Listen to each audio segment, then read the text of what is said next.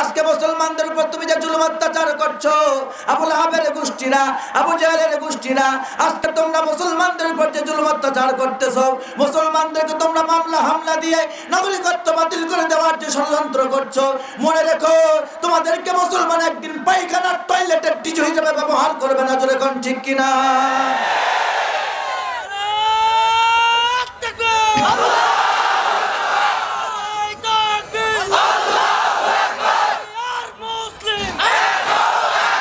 এই পৃথিবীর যত মানুষ মারা যায় সবাইকে মৃত্যু বলা হয়।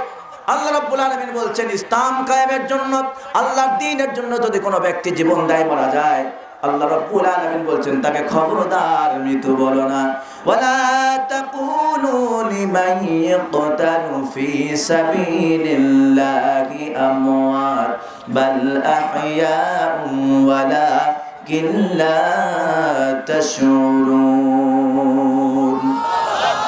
আল্লাহ বলছেন ইসলামের জন্য, কোরআনের জন্য, আল্লাহর জন্য এই দিন প্রতিষ্ঠার আন্দোলন করতে গিয়ে যারা জীবন দেয়, জান দেয়, মাল দেয়, শহীদ হয়, হাত দেয়, পা দেয়, চোখ দেয়, যা কিছু দিবে সবটা শহীদ হিসেবে কবুল হবে। জোরে বলেন আল্লাহু আকবার।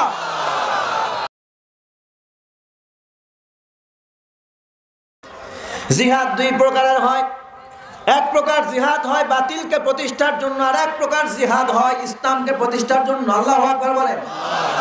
এখন আপনি বলতে পারেন বাতিলকে প্রতিষ্ঠার জিহাদ আবার কোথায় আছে?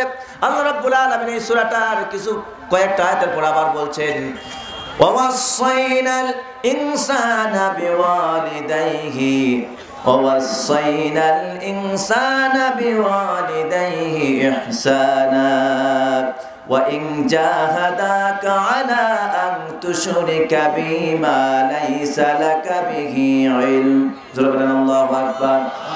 আল্লাহ রাব্বুল আলামিন বলছেন ওয়াসাইনা আল ইনসানা বিওয়ালিদাইহি, তোমরা তোমাদের মা বাবার, আমি নির্দেশ দিয়েছি তোমরা তোমাদের মা বাবার খিদমত করো, তাকে ভালোবাসো। ফালা তুতিউহুমা সাহিবুহুমা ফিদ দুনিয়া মারুফা, তার সাথে দুনিয়াতে ভালো ব্যবহার করো। যদিও তোমার মা বাপ তোমাকে যদি তোমার মা বাপ তোমাকে শিরিক করার ব্যাপারে জিহাদ করতে বলে, কি করতে বলে? যদি তোমার মা বাপ তোমাকে জিহাদ করতে বলে শিরিক করো, অন্যায় কাজ করো। এখন এখানে মা বাপ দিয়ে আল্লাহ পাক উদাহরণ দিয়েছেন। বলুন তো আমাদের দেশের সরকার, প্রধানমন্ত্রী কিংবা গোটা পৃথিবীর যতগুলো সরকার আছে, মন্ত্রী আছে, আমরা যদি আন্তর্জাতিক মন্ত্রী ধরি ডোনাল্ড ট্রাম্প, ওর চাইতেও আমরা বেশি ভালোবাসি মা বাপ কেনা তাকে? কথা বলেন। যারা সত্যিকারের সন্তান, যারা সেই সন্তানের কাছে তার মা বাবার মূল্য গোটা দুনিয়ার চাইতে বেশি, ঠিক কিনা? আল্লাহ পাক তাকে দিয়ে উদাহরণ দিয়ে বুঝাচ্ছেন তোমার মা বাপ যদি তোমাকে বাতিল প্রতিষ্ঠার জন্য তোমাকে যদি পিড়াপিড়ি করে, খবরদার। তোমাকে যদি জিহাদ করতে পারে বাতিল প্রতিষ্ঠার জন্য, তুমি করবে না। মা বাবাকে ভালোবাসবে, কিন্তু মা বাবার কথা শোনা যাবে না। এখন যদি আপনি মা বাপকে উদাহরণ দিয়ে আল্লাহ পাক বলছেন তোমার মা বাবার কথাই মানবে না, তাহলে তোমার সরকার, চৌকিদার, প্রধানমন্ত্রী, এটা তার পরের কথা। কথা বলেন না কেন? তোমার জীবনের চাইতে তুমি তোমার মা বাপকে বেশি ভালোবাসো। তোমার মা বাপ তুলে কেউ যদি তোমাকে গালি দেয়, তাহলে তুমি তোমার জীবনের মায়া করো না। তুমি বলে দাও মুখের উপরে, খবরদার আমাকে গালি দিচ্ছিস, আমাকে দে, কিন্তু আর একটা বার যদি আমার মা বাপ তুলে গালি দেস, তোর কল্লা সেটে দেব, ঠিক কিনা? এমনকি খুন পর্যন্ত করে ফেলে, মার্ডার করে ফেলে। তার মানে কি বোঝা যায়? যে আপনার জীবনের চাইতে আপনার মা বাপকে আপনি বেশি ভালোবাসেন, এটাই তার প্রমাণ। জোরে করেন ঠিক কিনা? এখন আপনার আল্লাহ রাব্বুল আলামিন তার উদাহরণ দিয়ে বলছেন কোরআনের ভেতরে, ও সন্তানেরা পৃথিবীতে শুনে রাখো আমার বান্দারা, তোমার মা বাপ যদি তোমাকে শিরিক করতে বলে, বাতিল প্রতিষ্ঠার জন্য তোমাকে যদি চেষ্টা করতে বলে, জিহাদ করতে বলে, খবরদার করো না। তুমি যদি জিহাদ করো তাহলে আমার রাস্তায়, আমার দ্বীন প্রতিষ্ঠার জন্য তুমি জিহাদ করো। জোরে বলেন সুবহানাল্লাহ। এটা হলো ঈমানের পরীক্ষা। এভাবে আপনাকে সেক্টর অনুযায়ী পরীক্ষা করা হবে। আপনার আমলের পরীক্ষা হবে, ধৈর্যের পরীক্ষা হবে, জিহাদের পরীক্ষা হবে। আপনার জিহাদটা কোন দিকে হচ্ছে? ইসলামের জন্য জিহাদ হচ্ছে না বাতিলের জন্য জিহাদ হচ্ছে? জিহাদের একটা পরীক্ষা হবে। আপনি পৃথিবীতে অনেক জুলুম নির্যাতন সহ্য করছেন, সবরের পরীক্ষা হবে আপনার সবরটা ইসলামের জন্য সবর নাকি বাতিলের জন্য সবর। আপনার আমলের পরীক্ষা হবে, আল্লাযী খালাকাল মাউতা ওয়াল হায়াতা লিয়াবলুয়াকুম আইয়ুকুম আহসানু আমালা। আল্লাহ বলছেন আমি তোমাদের হায়াত এবং মৃত্যু দিয়েছি, তোমাদের ভেতর থেকে কে সুন্দর আমল করতে পারে, উত্তম কাজ করতে পারে, এটা পরীক্ষার জন্য। আপনি যে ভালো ভালো কাজ করছেন এটাও আপনি কাকে খুশি করার জন্য করছেন? আল্লাহকে খুশির জন্য করছেন নাকি দুনিয়ার কাউকে খুশির জন্য করছেন? আপনার আমলটা কত সুন্দর এটাও পরীক্ষা করবেন আল্লাহ পাক সুবহানাল্লাহ। অর্থাৎ পরীক্ষা যে হবে, পরীক্ষা ছাড়া জান্নাত দেওয়া হবে না। কয়েকটা বিষয় আমরা জানতে পারলাম যে ঈমান আনলে পরে পরীক্ষা হবে, সবরের পরীক্ষা হবে, জিহাদ দ্বারা পরীক্ষা হবে, এরপর আপনার আমলের পরীক্ষা হবে। তাহলে আপনার আমল, ঈমান, জিহাদ, সবর সবগুলো হবে কার জন্য? জোরে তো কার জন্য? আল্লাহর জন্য হবে। এখন ঈমানের পরীক্ষাটা হবে তিনটা পদ্ধতিতে। কয়টা পদ্ধতিতে? তিনটা পদ্ধতিতে ঈমানের পরীক্ষা হবে। আপনার প্রথম নম্বর পরীক্ষা হলো আপনি যখন ঈমান আনলেন, ঈমান আনার পর ঈমান আনাটাই হলো আপনার প্রথম পরীক্ষা। অর্থাৎ যারা ঈমান আমরা পেয়েছি, আমরা তো ঈমান আনিনি, বরং আমরা বাপ দাদার ঘরের মুসলমানের সন্তান হিসাবে, মুসলমানের সন্তান মুসলমান, দাদা মুসলমান, বাবা মুসলমান, বেটা মুসলমান, এইভাবে মুসলমান। আমরা কেউ একবারের জন্য কালেমা পড়ে ঈমান আনিনি, বরং মা বাবা দাদা দাদি নানা নানি কালেমা পড়েছিল, ওই কালেমা দিয়ে মুসলমান হয়ে গেছি। কি বেশি বললাম? বলেন তো একজন বুকে হাতে, না হুজুর আমি বুদ্ধি হওয়ার পর গোসল করে ওযু করে পরিষ্কার হয় একদিন কালেমা পড়ে বলছে এখন মুসলমান হয়ে গেলাম, এরকম পড়ছিলেন কেউ? না। আলহামদুলিল্লাহ যে আমরা মুসলমানের ঘরে মুসলমান, যার কারণে রক্তে শিরায় শিরায় এই কালেমার সংমিশ্রণ রয়েছে, যার কারণে আমরা এই কালেমা পেয়েই গেছি। আমরা মুসলমানের ঘরেই জন্মগ্রহণ করেছি, তাই মুসলমান হয়েছি, ঠিক কিনা কোন? কিন্তু ঈমান আনাটা হলো জীবনের প্রথম পরীক্ষা। তাফসীরে মাযহারি খুললে আপনি দেখতে পাবেন ঈমান আনার জন্য প্রথমে পরীক্ষা হলো যারা ঈমান আনে নাই, কাফের মুশরিক এখনো যারা পৃথিবীতে আছে, বিভিন্ন ধর্মের লোক, হিন্দু, বৌদ্ধ, ইহুদি, খ্রিস্টান, পার্সি, আরো বিভিন্ন ধর্মের যত লোক আছে, এই লোকগুলি যখন প্রথম পর্যায়ে ঈমান যখন আনে, ঈমান আনার সাথে সাথে তার উপর তাদের বংশ কর্তৃক, তাদের সমাজ কর্তৃক, তাদের গোত্র কর্তৃক, তাদের এলাকাবাসী কর্তৃক তাদের উপর একটা জুলুম নির্যাতন আসে। সেখানে তাদের প্রথম পরীক্ষা হয় ঈমানের ঘোষণা দেওয়াটাই তার হলো প্রথম পরীক্ষা। কারণ ওই ব্যক্তি যখন গোটা সমাজকে আলাদা করে দিয়ে, তার বাপ মা, পিতা মাতার সব ভালোবাসাকে উপেক্ষা করে, তার আত্মীয় স্বজনকে উপেক্ষা করে, সমাজ, দেশ, গোত্র, বংশ সব ভালোবাসাকে উপেক্ষা করে ওই ব্যক্তি যখন কালেমার ঘোষণা দেয়, ঈমানের যখন ঘোষণা দেয়, সে তখন এটা বুঝে শুনেই ঘোষণা দেয় এখন থেকে আমার মা বাবার প্রতি, এখন থেকে আমার স্ত্রীর প্রতি, এখন থেকে আমার সন্তানের প্রতি, এখন থেকে আমার সহায় সম্পদ যা আছে কোনো কিছুর সাথে আমার আর সম্পর্ক থাকবে না, সব থেকে আমি বঞ্চিত হয়ে গেলাম। শুধুমাত্র এখন আমি আল্লাহ, আমি একা, আর উপরে শুধু আল্লাহ। যেই সময় সূরাটি নাজিল হয়েছিল, সূরাটি নাজিল হয়েছে তো মক্কায়। কোথায়? মক্কায় নাজিল হয়েছে। এখন মক্কায় যে ঈমান যখন আনলো, তাদের পরিস্থিতিটা কেমন ছিল? গোটা সমাজটা ছিল শিরকে ভরপুর, সয়লাব। সমস্ত মক্কা মানুষ অন্যায়, অবিচার, জুলুম, নির্যাতনে নিষ্পেষিত। তারা গোটা সমাজ ব্যবস্থাটা তাদের নিজস্ব প্রথা, তাদের তথাকথিত ধর্ম, দেবদেবীর পূজা, পৌত্তলিকতার ব্যবসা, নারীর ব্যবসা, মদের ব্যবসা, তাদের ইচ্ছা অনুযায়ী সমাজটা চলত। অর্থাৎ কেউ মুসলমান ছিল না এবং কেউ আল্লাহর বিধান মানার, আইন কানুন মানতে হবে এই তোয়াক্কা তারা করতো না। ওই পর্যায়ে একজন ব্যক্তি ঈমানের ঘোষণা দেবে। এখন এই ঈমানের ঘোষণা যারা দেবে, গোটা সমাজটা থেকে সে আলাদা হয়ে যাবে, ঠিক কিনা? সর্বপ্রথম ঈমানের ঘোষণা দিলেন কে? মুহাম্মদুর রাসূলুল্লাহ সাল্লাল্লাহু আলাইহি ওয়াসাল্লাম। সাথে সাথেই গোটা সমাজ তার বিরুদ্ধে চলে গেল। বলেন, আল্লাহ রাসূল যখন কালেমার ঘোষণা দিলেন তখন দ্বিতীয় কেউ ছিল? ছিল কেউ? তিনি সর্বপ্রথম ঘোষণা করলেন লা ইলাহা ইল্লাল্লাহ, আল্লাহ ছাড়া কোনো ইলাহ নাই। অথচ তখন তার বউ মুসলমান নয়।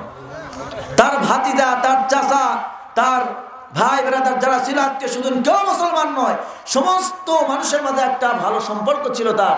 সঙ্গে সঙ্গে যখন তিনি ঘোষণা দিলেন লা ইলাহা ইল্লাল্লাহ, তিনি এই কথা ভাবেন নাই যে আমার বউ কালেমা না পড়লে আমার কি হবে, আমার সন্তান কালেমা না পড়লে আমার কি হবে, আমার সমাজ প্রতি যদি আমার ইমান, আমি যে দাওয়াত দিচ্ছি দাওয়াত গ্রহণ না করলে আমার কি পরিণতিটা হতে পারে, এই ভয়, এই টেনশন তিনি করেন নাই। যেমন ইব্রাহিম আলাইহিস সালাম দাওয়াত দেওয়ার সঙ্গে সঙ্গে অগ্নিকুণ্ডের মধ্যে পড়ে গেছেন। কথা বলেন, অনেকে এই কথা বলছিলেন না না না অগ্নিকুণ্ড তোমাকে জ্বালাই দিবে, পোড়াই দিবে, শেষ করে দিবে, অতএব এখন যা আছে তার সাথে গড্ডালিকা প্রবাহে তাল মিলিয়ে চলি, কিছুদিন চলি, আগে পরিবেশটা শান্ত হোক, তারপর ঠিক মতো আচ্ছা মতো ইমান আনে সব ভালো কাজ করব, জান্নাত পেয়ে যাবো, এরকম নাকি?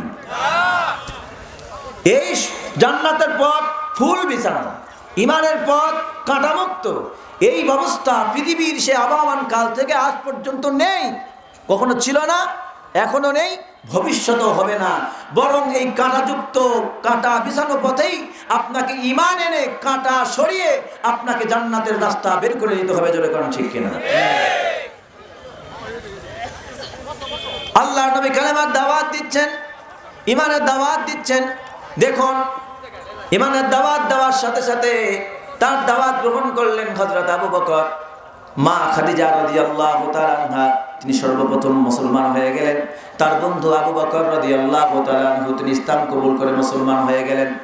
একটার পর একটা হযরত আলী, হযরত আবু উবাইদা ইবনুল জাররাহ, এভাবে একটার পর একটা হযরত খাব্বাব, হযরত ওমর রাদিয়াল্লাহু তাআলা আনহু, এভাবে সকলেই একটার পর একটা ইসলাম কবুল করতে শুরু করলেন। কিন্তু তখনও মক্কার জমিনে নামাজ ফরজ হয় নাই। হয়েছে নাকি? যত আলেম এসেছেন এখানে, ডানে ভাবে অনেক আলেম ওলামা বসে আছেন, বলেন আল্লাহর নবী হিজরত করার আগে কিছুদিন আগে নামাজ ফরজ হয়েছে, তার আগে নামাজ ফরজ হয় নাই। শিবা আবি তালেব থেকে বের হওয়ার পর নামাজ ফরজ হয়েছে। আল্লাহ রাব্বুল আলামিন মেরাজ করিয়েছেন, এর আগে তো নামাজ ফরজ হয় নাই, নামাজ ফরজ হয়েছে মেরাজের রাত্রিতে, ঠিক কিনা? আমার ভাইয়েরা, এখন নামাজ ছিল না, রোজা ছিল না, ওই সময় হজ যাকাত এত বিধান কিছুই নাযিল হয় নাই। অর্থাৎ পূর্বের প্রথা অনুযায়ী, ইব্রাহিমের ধর্মের প্রথা অনুযায়ী যেই সব ইবাদত বন্দেগীগুলো চলতো, তারা ব্যক্তিগতভাবে সেগুলো আবু জেহেল ইবাদত করত, আবু লাহাব ইবাদত করত। কারণ ওই সময় আল্লাহর নবী কালেমার দাওয়াত দেওয়ার আগে আবু জেহেলও কিন্তু কাবা ঘরে হজ করত, তাওয়াফ করত কিনা? কিন্তু তাদের এই হজটা ছিল তাদের কুসংস্কার প্রথা অনুযায়ী। ইসলামের এখন যে সিস্টেমিটি, এখন যে নিয়ম কানুন, এই নিয়ম অনুযায়ী তাদের হজ হতো না, নামাজও হতো না। তাদের ওই নামাজ হজ যা ছিল সব ইব্রাহিম আলাইহিস সালামের ধর্ম থেকে পাওয়া, সেটাও বিকৃত করে তারা আদায় করত। অর্থাৎ কাবা ঘরে কোনোদিন আল্লাহর ইবাদত বন্ধ থাকে নাই, কিন্তু ইবাদতটা বিকৃত হয়ে বেদাত কুসংস্কারে শিরক যুক্ত হয়ে গিয়েছিল। আল্লাহর নবী দাওয়াত দিয়ে দিলেন, ঈমান কবুল করলেন। হযরত খাব্বাব, হযরত আম্মার, হযরত ইয়াসির, হযরত সুমাইয়া, হযরত বেলাল, এভাবে অনেকগুলো সাহাবী ইসলাম কবুল করলেন। ঈমান আনার অপরাধে সমাজের লোকগুলি হযরত খাব্বাবকে ওরা গ্রেফতার করে ফেললো, জ্বলন্ত কয়লার উপরে চিৎ করে শোয়ায় দিল, বুকের উপরে পা জড়ায় দিল, পা তুলে দিল, দুই হাতের উপর পা দিল, পাটা চেপে ধরে থাকলো, বুকের উপরে পাড়া দিয়ে খাব্বাবকে বলছে, খাব্বাব এখনো সময় আছে, ইসলাম ছেড়ে দে, নয়তোবা তোকে আমরা আগুনের মধ্যে পুড়ে শেষ করে মেরে ফেলে দেব।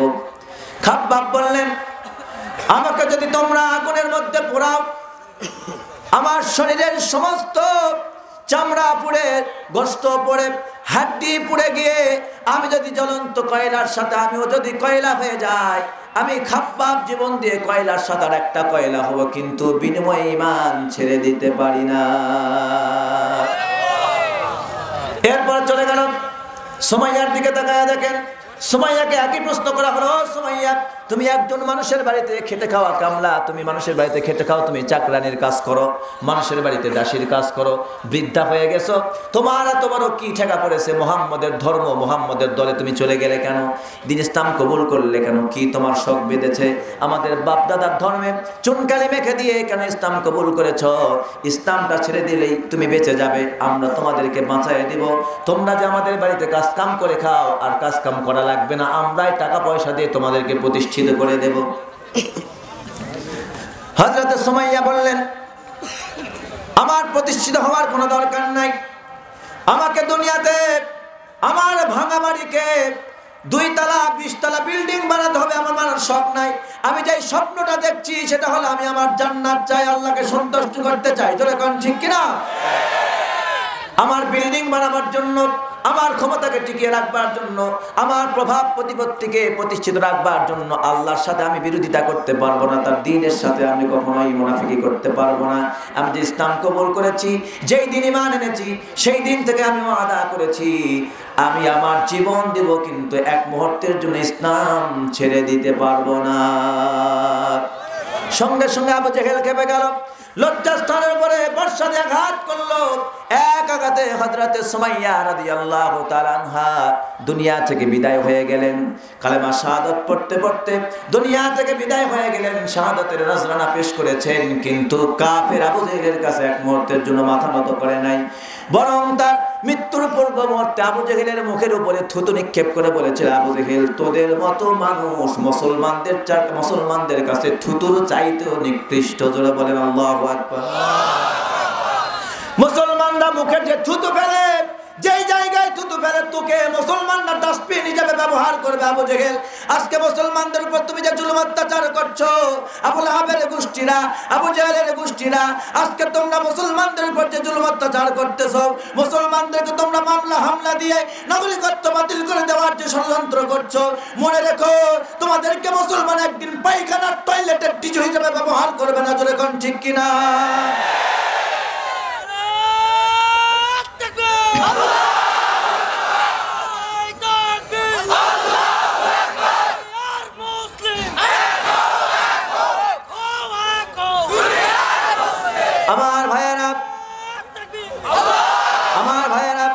এরপর ধরল তার সন্তান আম্মারকে, বলছো আম্মার, তোমার চোখের সামনে তোমার সন্তানকে দুনিয়া থেকে বিদায়, তোমার চোখের সামনে তোমার মাকে দুনিয়া থেকে বিদায় করে দিলাম, এখনো সময় যাচ্ছে, ইসলাম ছেড়ে দিবা নাকি বলো?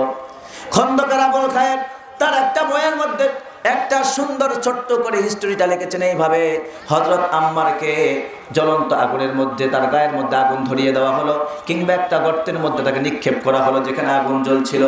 আল্লাহর নবী বাইদাবাই পাশ দিয়ে যাচ্ছিলেন, আল্লাহর নবীর কানে তার আওয়াজ পৌঁছে গেল, তার আর্তনাদ পৌঁছে গেল।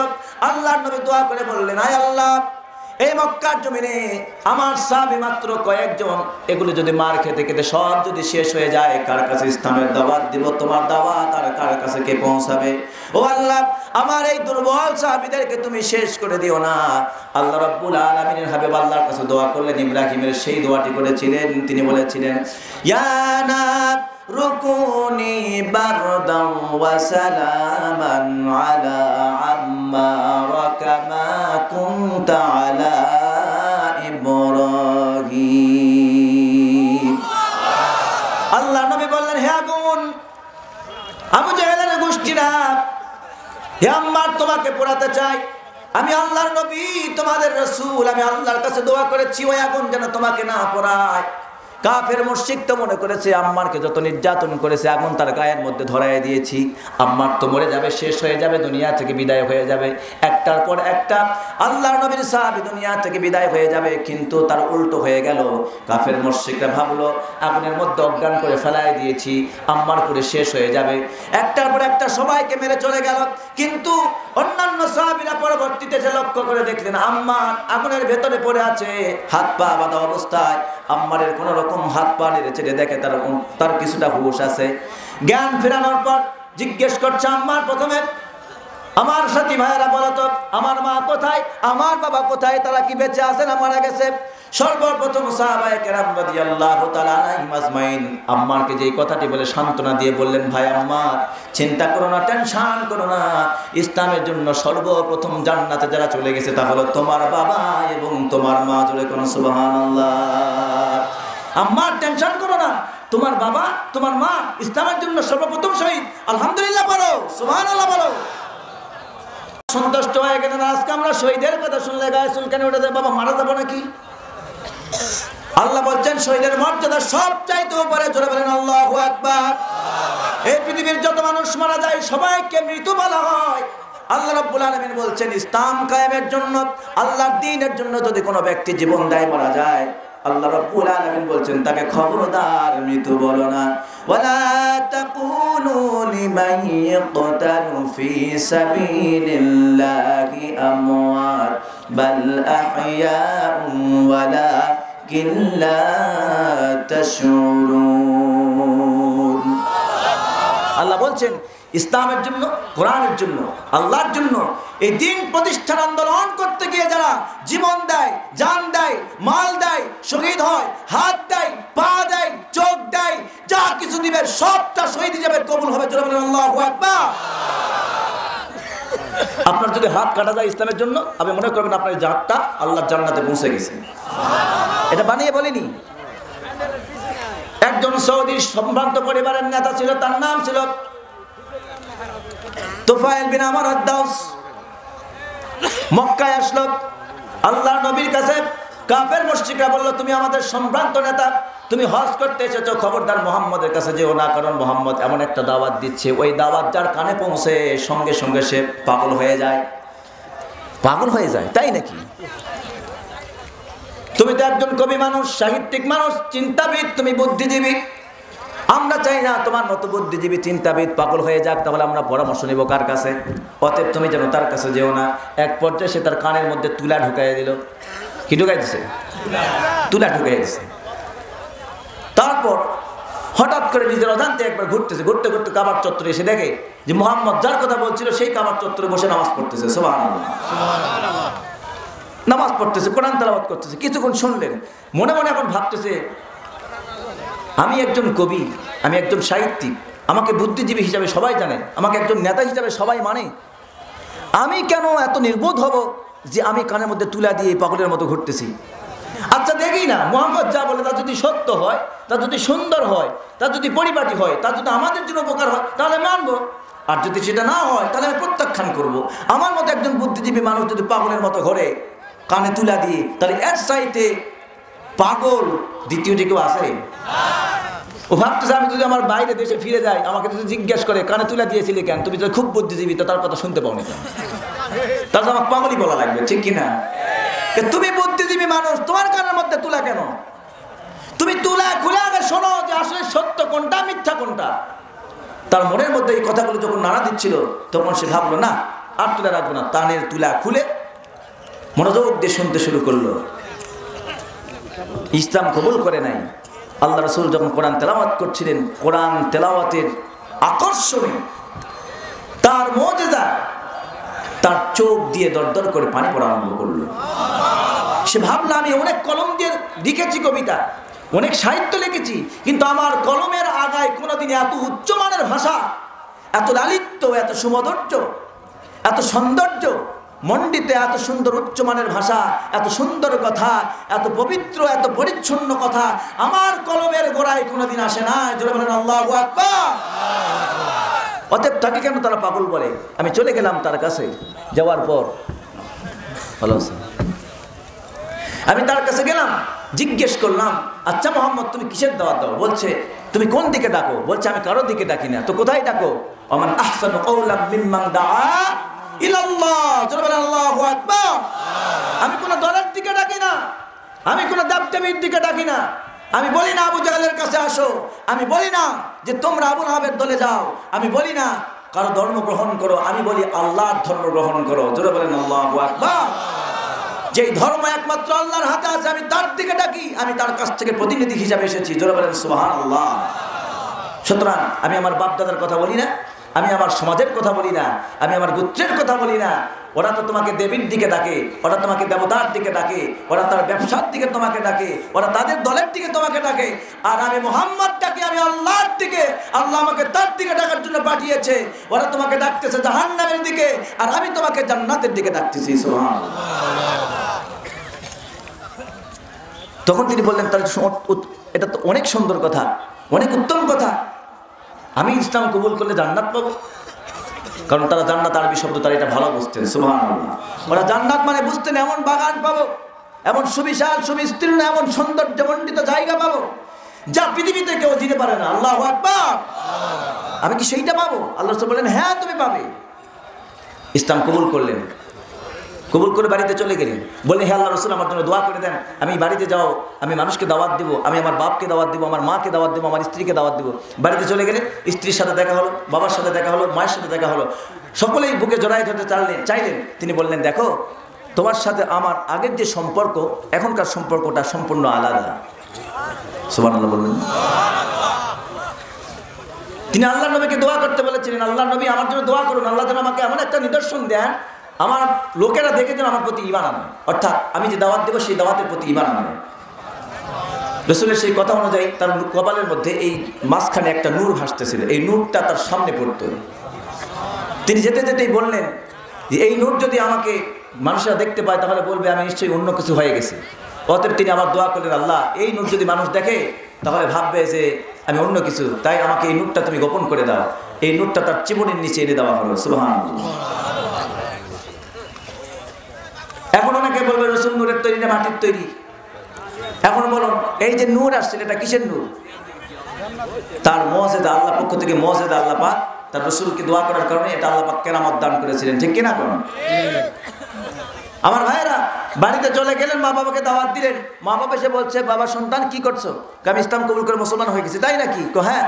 বাবাও ইসলাম কবুল করে খুব সাদামাটায় দাওয়াত দিলেন, বলছেন আমি মুসলমান হয়ে গেছি, মুহাম্মদের হাতে হাত দিয়ে কালেমা পড়ে মুসলমান হয়েছি, এটাই সত্য ধর্ম। বাবা বললেন তাহলে আমরা থাকে লাভ কি? তুমি যে বুদ্ধিজীবী, তুমি যে সাহিত্যিক, তুমি যে কবি, তুমি অনেক উচ্চমানের নেতা, এটা আমরা নিজে বাপ মাওরা জানি এবং আমাদের প্রতিবেশী গ্রামের লোক, এলাকার লোক, দেশের লোক সবাই জানে। তুমি যখন মুসলমান হয়ে গেছো তো আমরা থেকে লাভ কি? আমরা মুসলমান হয়ে যাই। একসাথে স্ত্রী, বাবা, মা মুসলমান হয়ে গেলেন। সুবহানাল্লাহ বলেন। আমি একটা জিনিস বোঝাবার জন্য আপনাকে এতদূর পর্যন্ত নিয়ে আসলাম যে আপনার অঙ্গ প্রত্যঙ্গ যে জান্নাতি হয় তার একটি কথা বলার জন্য। এই সাহাবীর একজন ছেলে ছিল, মুসাইলামাতুল কাযযাব, একজন ভণ্ড নবীর আবির্ভাব ঘটল।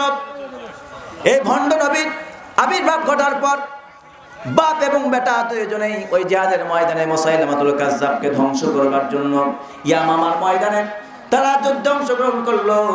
বাবা যুদ্ধে যাত্রা পথে স্বপ্নে দেখে বললেন, যাত্রার সমস্ত সাথীদেরকে বললেন আমার সাথী সঙ্গীরা শোনো, আমি আজকে স্বপ্ন দেখতে পেলাম।